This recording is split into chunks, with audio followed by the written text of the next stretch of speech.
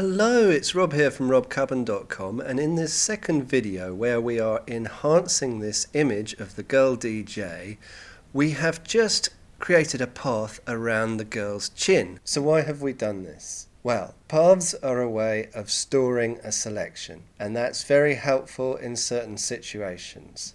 Here, for example, I'm going to get the layers palette up and create a new transparent layer. I'm going to Command Control click on the path and that turns it into a selection. I'm now going to select the eyedropper tool, I, and select that black there,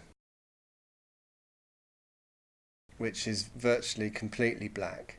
And now I'm going to Shift Delete, which brings up the fill dialog box, and I'm going to choose foreground color and fill the foreground colour into the selection. And now I'm going to deselect. So let's have a look in here. And as you can see, we've got a perfect edge to the model's face. And we've got rid of that distracting background. So paths are an awesome way to create selections in difficult situations. It's time consuming, but it's the best option in this particular situation. Okay, I'm going to quickly draw a path around here now, and then I'll get back to you. Hello, well I've created 3 more paths here. There's one between the arm and the lead of her headphones. There's another one there and another one to the right. All we need to do is fill them with the foreground layer. And if I get the layers palette here up, there's several ways I can do that. I can actually just click on this button there, I'll do it to this layer, and it, as you can see, fills with the foreground layer, which is black. Or I could again option click on the path and that'll turn it into a selection, and then shift option click, which will add the other path to the selection, and then again I can shift delete, which gets the fill dialog box up, and we can OK that to fill it with the background color. And now if I deselect, you will see that the girl is fully isolated now and the background is completely black. You'll also see that it's a rather sharp line, especially around the hair, and it doesn't look too good. So I've got a few options here. I can blur this layer, or I can go back, do it again, and feather the selection by either 1 or 2 pixels. I'm going to try and blur the layer and see how that works. So we go Filter, Blur, Gaussian Blur, and obviously as you can see the preset radius there is far too much.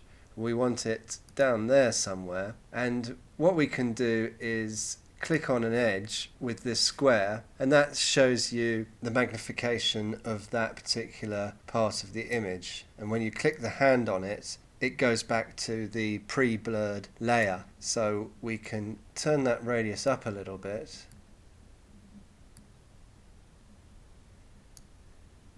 And I'm going to start again because I want it more blurred on her hair and less blurred on this side. So I need to put those on different layers. So I'm going to cancel that, and I'm going to get the lasso tool actually to chop this layer right in half. I'll show you what I mean by that. I'm going to click on the lasso tool. I'm going to make sure it's got a feather of 0 pixels. With holding down option, I'm going to go right down the middle around the image on this side. So I've selected half of this black here, and now I'm going to do Command X to get rid of that half and add it to the clipboard. And now I'm going to go Command Shift V to paste in place.